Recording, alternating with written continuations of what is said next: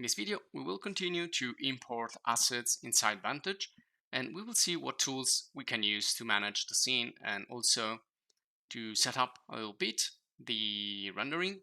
This is a real-time ray tracing rendering we can do in Vantage. So in the previous video, we used an interior scene and we started to talk about the most important commands, and we're going to continue here with some of the basic commands. And we're gonna move also in our exterior scene in the second part of the video. So first of all, we can navigate the scene, and we saw also in the objects panel that we can manage the assets that we're gonna import. So we imported from different websites.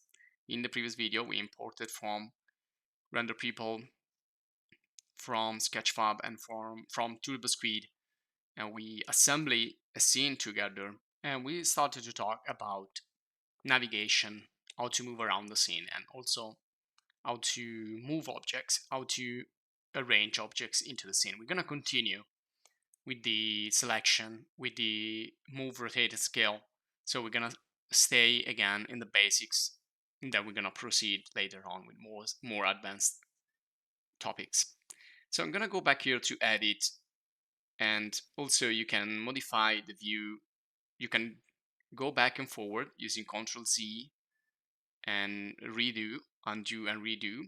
You can also go back using Alt Z. So you can also go back and forward with the Alt Z and Alt Shift Z just with the view. So if you are, for example, if you get lost by navigating the view, you can always go back and find which one was the previous view. And especially when you start to bring in really complex scene, it's easy to get lost. So we're going to see some navigation tips later. Now I'm going to go in the preferences here, and also we're going to see how we can select things, and we already saw how we can import and that we can also open or merge or place the object. So you can leave that on if you want the software always to ask, or if you always do one action, you can just select it here. You can say merge and then say merge geometry, merge materials, merge units, merge cameras, and so on. So these are pretty basic preferences or options that you can set up, and we're going to see some more advanced during the other lessons during the course. So we can also choose to use the opacity alpha and the PNG, and also if you want to load every time the startup scene. And in the selection here, we can decide if you want to see only the outline, or if we want the whole object to be highlighted. And we can also customize other options like highlighting during moves and highlight colors, selection colors. So this is all about pre-selecting and selecting. So it's about selection. And you can change the color of the highlight. So the highlight is going to be the pre-selected color, the pre-selected object is going to be colored with that color here.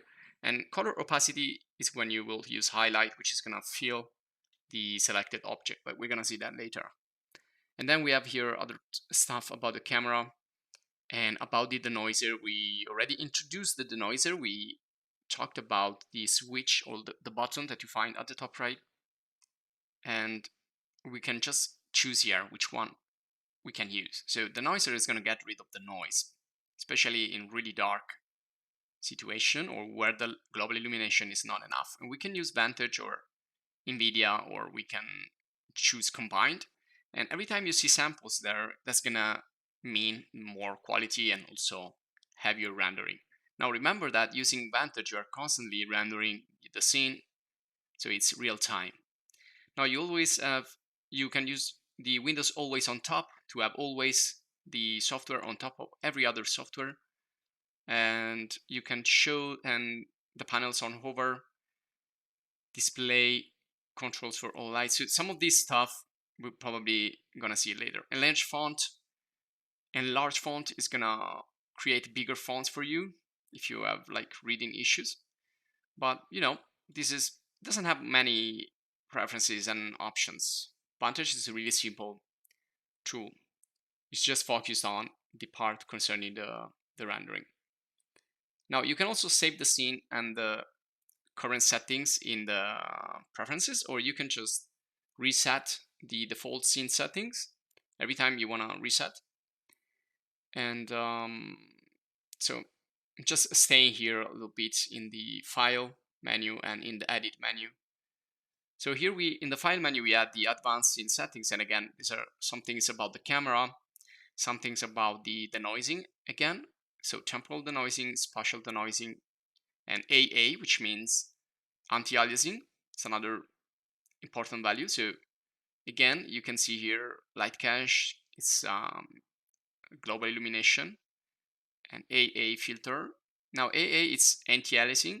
So if you turn that on, it's gonna increase the quality of the render, but it's gonna increase also render time and the heaviness of the real-time render. So many of these are options that you can switch in order to have like heavier rendering or less heavier. You have the resume and pause real-time rendering right there button on the top left. And so you can test here different solutions. You can see if it's going too slow, you can, or if it's too heavy, you can lower down and deactivate some of the effects. But we're gonna come back on some of these later on. Now also the ray bounces are important, and this is about, you can see here, reflection and refraction.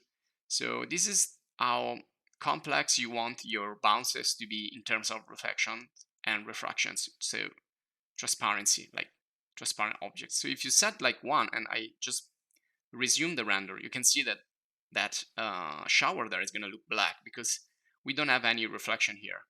So with just 2, we can increase the quality a little bit. And if we have more transparent objects, we can increase those bounces.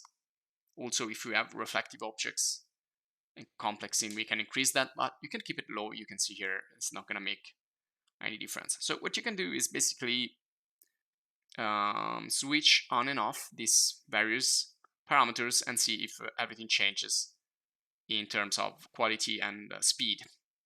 But essentially here you can just, in the first part of your work, you can just deactivate anything that is not useful. Now I'm going to use the select tool or Q, and you can see my character there is highlighted now. So this is the option that we turned on, so to have the highlighted. And then we have Shift Q, which is going to be selecting groups. So one is simple select, one is group select.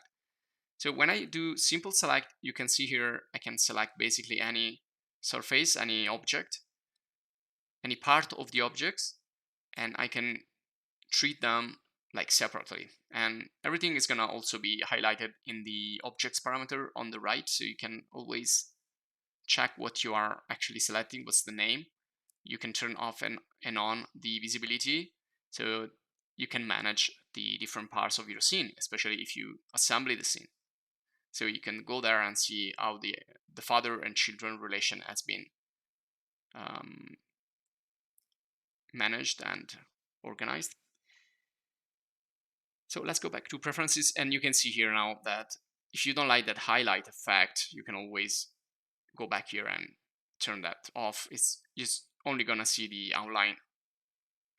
And also there you have highlight shadowing, so you can test these parameters live just by changing them. You can change the highlight color. You can change also the color opacity of the highlight. If it's too strong, you can just turn it a little bit down. So this is going to be helping you to understand what you are selecting. Now I'm going to use select to group or Shift Q, and you can see that, well, in this case, this is just a single object here. This character is just a single entity. So if I select the bathroom, you can see this is a more complex group and it has a lot of objects inside. So when I select group select,